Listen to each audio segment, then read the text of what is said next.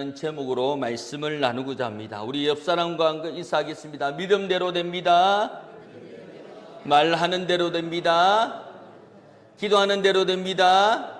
아멘. 기도하는 대로, 말하는 대로, 믿음대로 될 줄 믿습니다. 아멘. 사람은 대개 환경이 좋아야 찬송할 수 있다고 생각합니다. 내가 기분이 좋으면 휘바람이 나오고, 내가 기분이 좋으면 노래가 나오고, 콧노래를 흥얼거리는 것은 내가 기분이 좋기 때문에 그렇습니다. 그래서 사람들이 기분 좋은 일이 있나? 라고 물어보는 겁니다. 그런데 형편이 풀리고 감사가 나오는 것은 대개 모든 사람들이 다 할 수 있는 것입니다. 그런데 이 문제가 기도되고 기도가 뜨거워진다고 여기지만 사도행전 오늘 16장에 보면 바울과 실라는 전혀 다른 길을 보여주고 있습니다. 그들은 억울하게 매를 맞고 깊은 감옥에 갇힌 뒤에 한밤중에 기도하면서 하나님께 찬송했습니다. 바로 그 자리는 옥문이 열리고 간수가 구원을 받는 놀라운 일이 일어나는 장소지만, 이 본문에서 말하는 것은 어려울 때 찬송해라 라고 얘기하는 것이 아닙니다. 이것은 예배가 현실을 도피하는 종교 행위가 아니라는 것, 하나님의 주권이 현실 한복판에서 드러나는 통로임을 보여주고 있습니다. 또한 찬송은 단순히 감정을 달래는 수단이 아니라는 겁니다.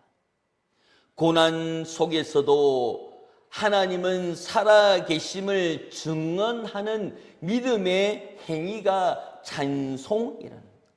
바울과 실라는 찬송하는 감옥의 분위기를 바꾸었고, 한 사람의 영혼을 살리며 한 가정의 구원의 자리로 이끌어 갔습니다.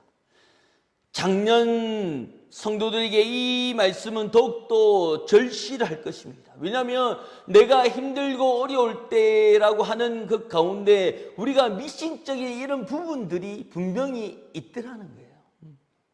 여름에 아들이 선풍기를 켜고 자는데 계속 누가 끄는 거예요. 누가 끄겠습니까? 엄마가 자꾸 끄는 거예요. 그 엄마가 더운데 왜 선풍기를 끄냐고. 그러니까 선풍기를 켜고 자면 죽는데요. 그러니까 아니, TV에 그 미신이라고 나왔잖아. 아니야, 선풍기 틀고 자면 죽어. 그러니까 안 돼 라고 얘기하는데 아들이 뭐라고 하면, 그러면 아빠한테 한번 들어봐 이렇게 얘기하는 거야.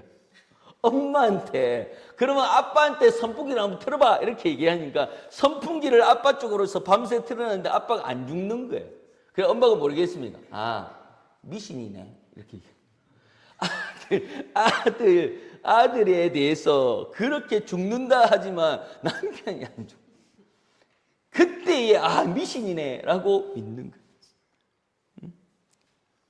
인생의 감옥의 철창에 우리가 미신적으로 믿고 있는 부분들이 있더라는 거예요. 25절에 이렇게 말씀합니다. 25절 다 같이 읽겠습니다. 시작. 한밤중에 바울과 실라가 기도하고 하나님을 찬송하며 죄주들이 듣더라. 아멘.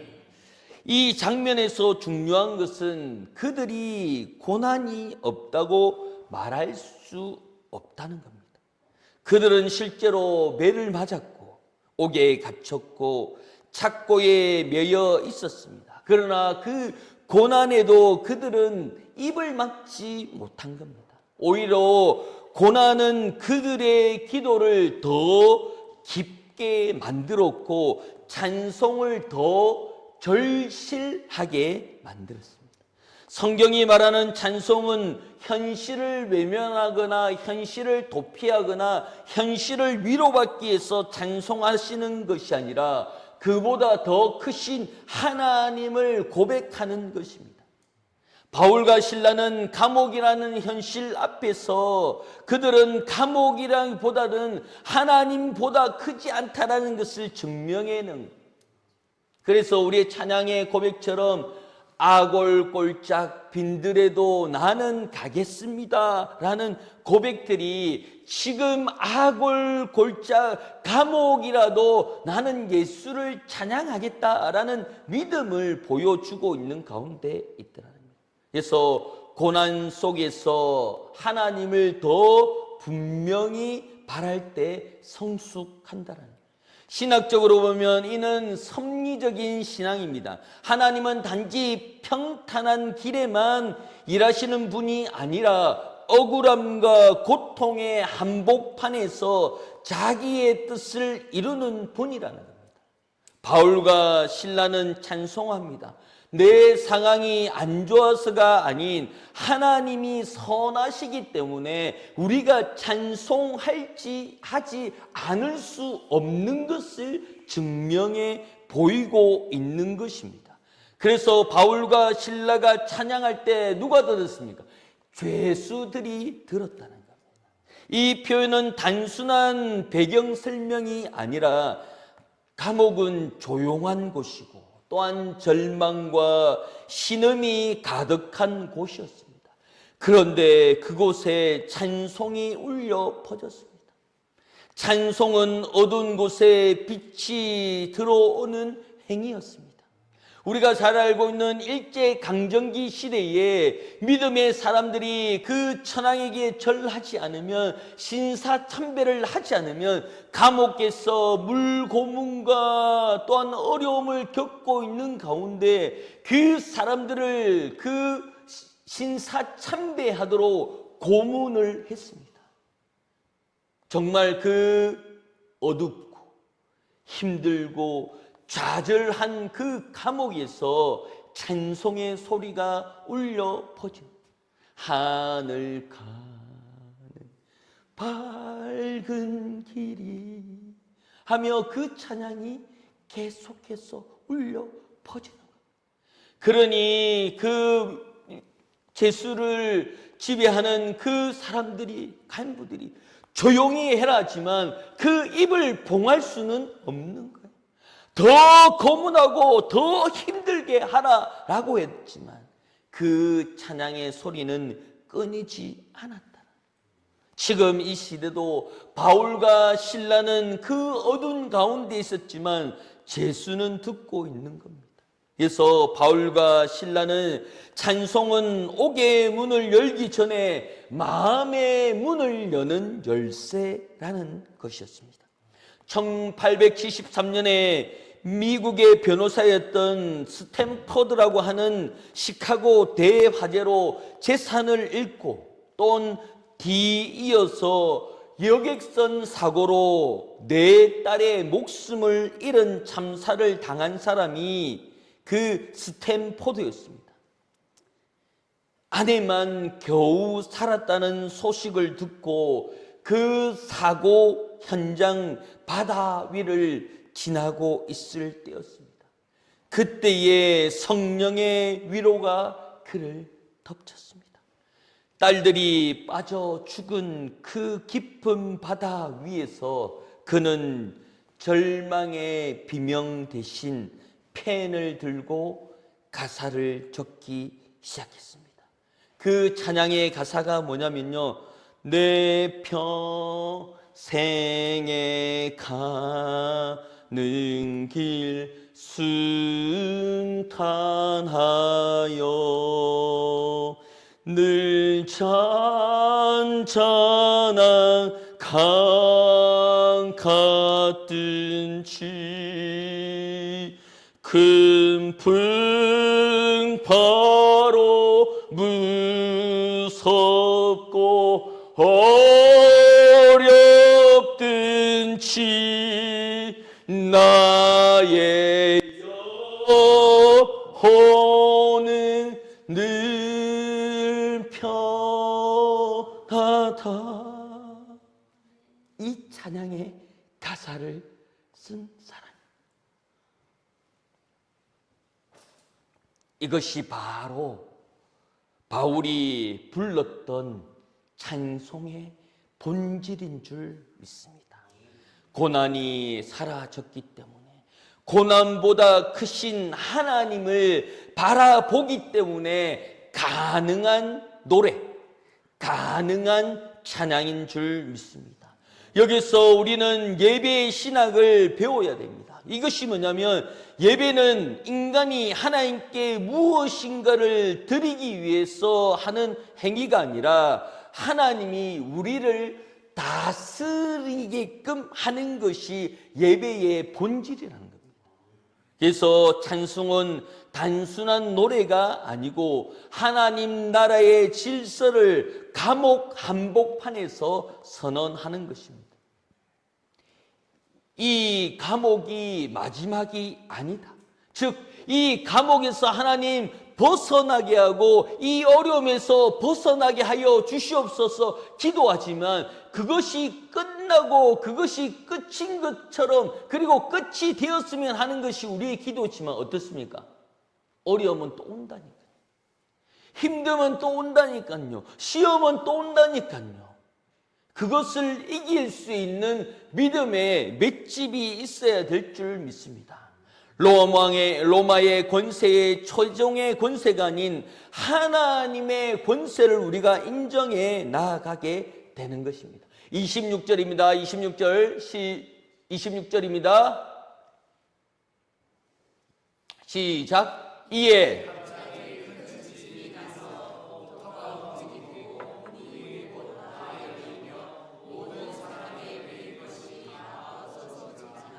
아멘. 이에 갑자기 큰 지진이 나서, 그래서 자유신학자들이 하는 얘기가 뭐냐면 하나님의 능력이 아니래요. 하나님의 권세가 아니라 그냥 지진이 나서 그 옥문이 뒤틀려서 찰칵 열린 거예요. 근데 우리는 보는 눈이 어떻습니까? 큰 지진을 누가 만들었냐는 거예요. 우리가 느끼기에 큰 지진인 것 같지만 하나님이 그 옥문을 열어주는 그 징조임을 잊지 말아야 됩니다. 단순한 자연현상으로 설명하는 것이 아니라 인간의 힘으로 열 수 없는 문이겠지만 하나님 앞에서 열렸고 보이지 않은 결박이 풀린 것입니다. 그러나 여기서 우리가 주의할 점이 뭐냐면, 찬송하면 옥의 문이 열린다, 찬송하면 고난에서 벗어난다, 찬송하면 그 어려움에서 시험에서 이겨낸다라는 것을 얘기하는 것이 아니라, 더 깊은 핵심은 하나님은 자신의 목적을 위해서 기도와 찬송을 사용하신다라는 겁니다. 때로는 하나님의 옥문을 열어서 건져내시지만, 때로는 옥문을 그대로 두신 채로 그 안에서 무엇을 증명하냐면 믿음을 증명하는 줄 믿습니다. 내 믿음을 보신다라는 겁니다. 그러니 내가 찬양하는 가운데 옥의 문이 열릴 거야, 내가 기도하면 문제가 해결될 거야 라고 보는 것이 아니라 그 가운데 믿음의 단단함을 보는 겁니다. 그래서 때로는 하나님께서 그 옥문을 여신 그 가운데 더 중요한 것은 하나님께서 이 사건에 개입을 하셨다는 거예요.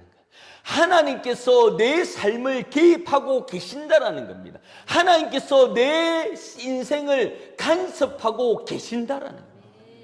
그것이 핵심이라는 겁니다.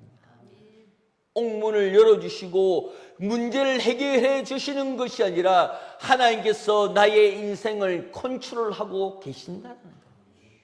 그 생활들을, 그 생각들을 우리가 가지며 살아가야 되는 줄 믿습니다. 나치 수용소라고 하는 거대한 감옥 속에서 절망에 빠진 이들이 소망을 준 것은 한 가지 찬송이었다는. 콜벤이라고 하는 신부는 아사 형벌을 받는 지하 감옥에서 다른 수감자들과 함께 찬송을 불렀습니다. 간수들은 비명과 저주가 들려야 될 그곳에서 찬송 소리가 들리자 당황하기 시작했습니다. 그 찬송은 죽음 앞에서 이들에게 천국의 소망을 주었고 결국에는 간수들의 마음조차 흔들어 놓았습니다. 고난 속에서 찬송은 세상을 부끄럽게 만드는 가장 강력한 무기였다라는 겁니다. 기적은 그 자체의 목적이 아니라 우리가 고백하는 것처럼 하나님이 살아계시다. 하나님께서 성경에만 다른 성도들에게만 그 기도 많이 하는 자들에게만 일어나는 것이 아니라 나에게도 역사하여 주시는 하나님이라는 것을 잊지 말도록 하는 겁니다. 그래서 그 표적을 보고 주 예수를 믿으라라고 고백하고 있는 가운데 있더라는 겁니다. 27절 읽겠습니다. 27절입니다. 시작. 간수가 자다가 깨어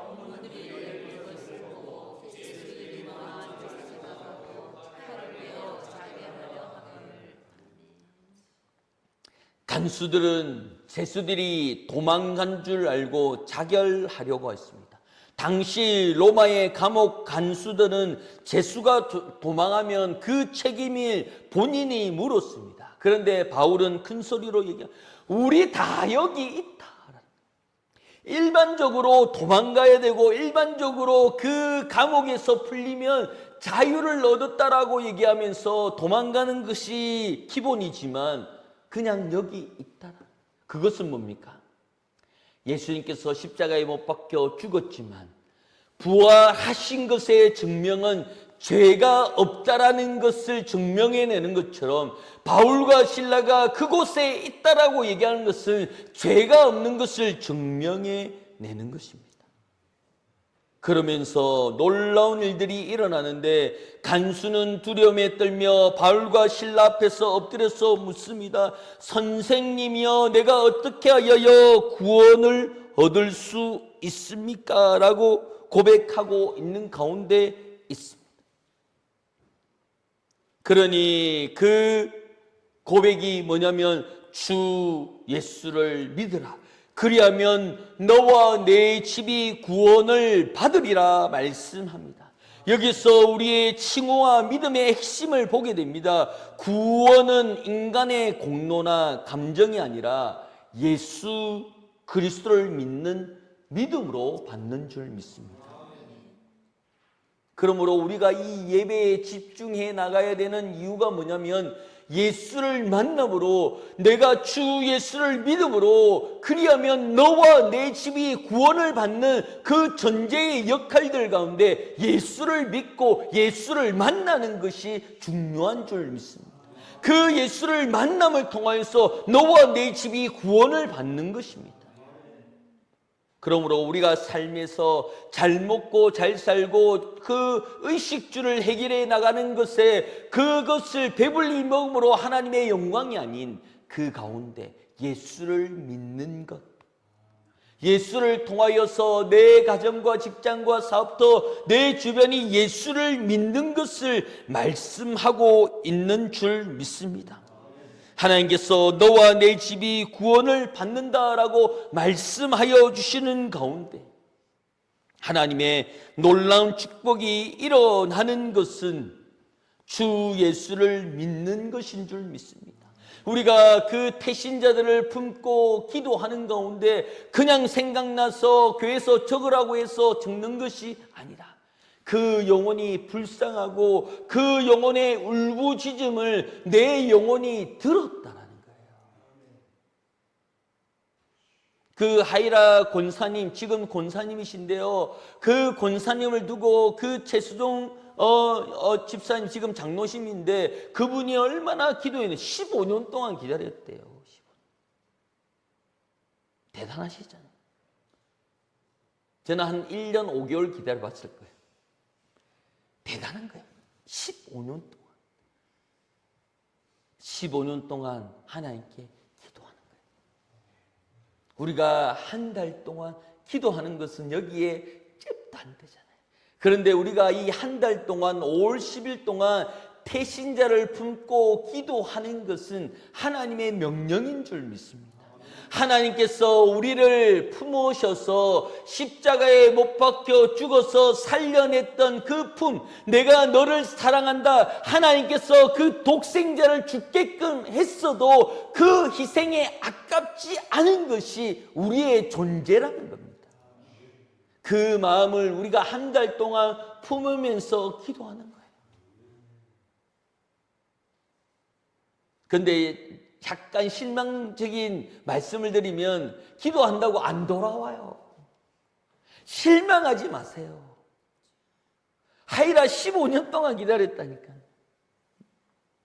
우리가 그 영혼의 울부짖음을 듣고 함께 마음을 모으고 함께 기도하느냐는 겁니다. 그래서 우리가 손에서 읽는 기도, 이 기도를 이어가는 것이 뭐냐? 내가 그 영혼의 이름을 불러가면서 기도하는 것 가운데 내 오른손을 올려서 그 영혼의 이름을 덮어서 그 축복해 줄 수 있는 그 마음을 언제 해보겠냐는 겁니다. 우리가 언제? 하나님께서 이 한 달 동안 내가 너를 사랑했던 그 마음, 내가 품고 깨질까 넘어질까 다칠까 오냐 오냐 하며 품었던 그 마음을 한 달 동안 우리가 체험해 보자는 겁니다.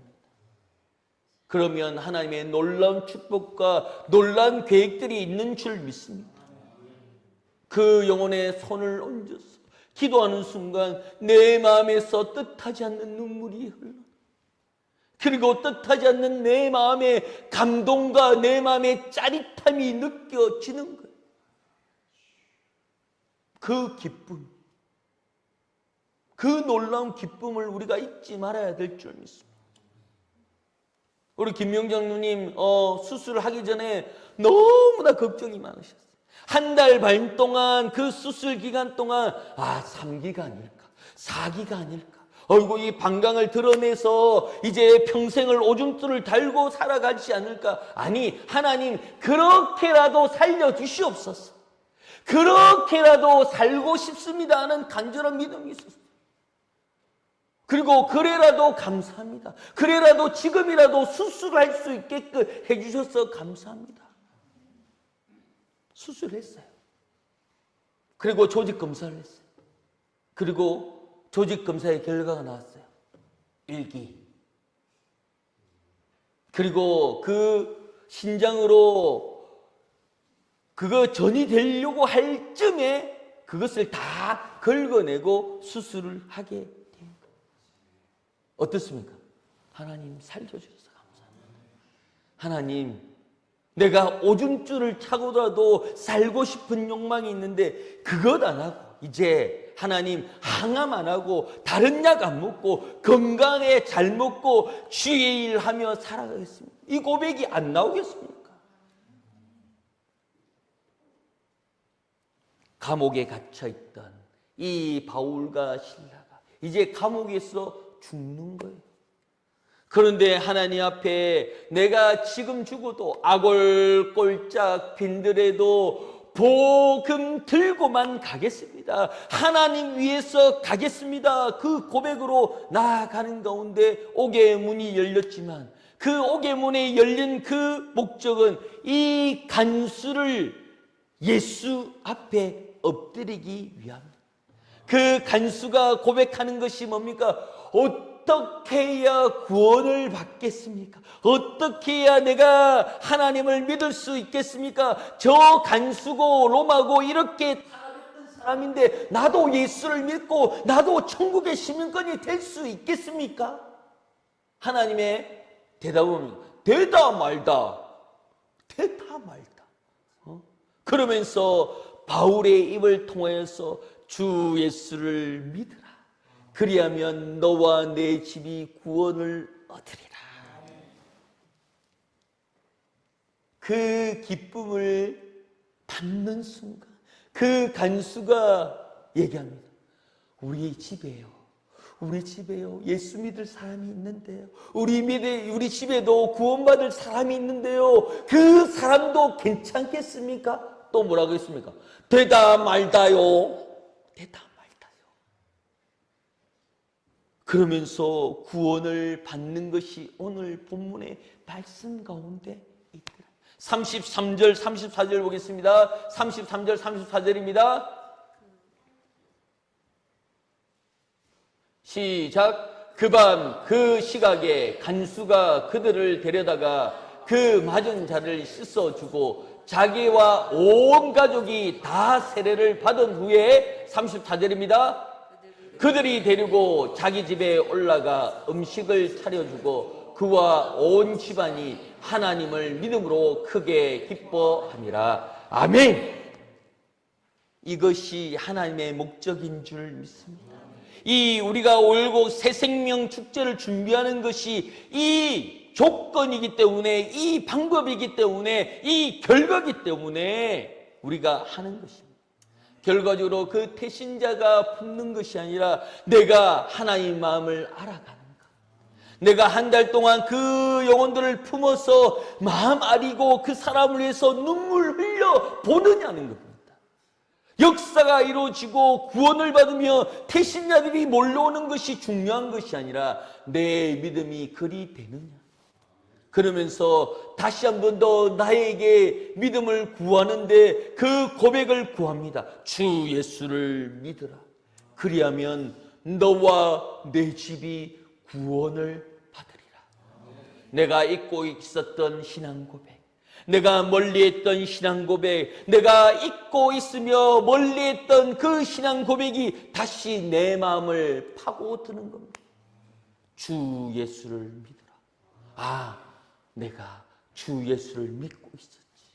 주 예수를 멀리하고 있었는데 이 말씀이 그 태신자들을 위해서 하시는 말씀이 아니라 나에게 일러주시는 말씀이구나라는 것을 깨닫는 은혜의 시간이 되기를 축원합니다. 하나님께서 나에게 말씀합니다. 주 예수를 믿고 있는지, 모양만 예배드리고 모양만 교회 드리는 것이 아니라 주 예수를 믿고 있는지를 말씀하고 있는 줄 믿습니다. 그러므로 우리의 삶 가운데 하나님께서 간섭하여 주시고 우리의 인생을 만져주시는 가운데 한 달 동안 그 태신자를 품는 것이 그 목사의 말이 아닌 하나님의 명령으로 받고 그것을 행하는 자는 그 놀라운 역사와 하나님의 놀라운 은혜를 체험할 줄 믿습니다. 그러므로 그 은혜를 간직하며 하나님께서 우리에게 말씀하여 주시는 주 예수를 믿음을 통하여서 다시 한 번 더 구원받으며 다시 한 번 더 은혜 받으며 나아갈 수 있는 귀한 자리가 되기를 예수 이름으로 축원합니다. 아멘. 우리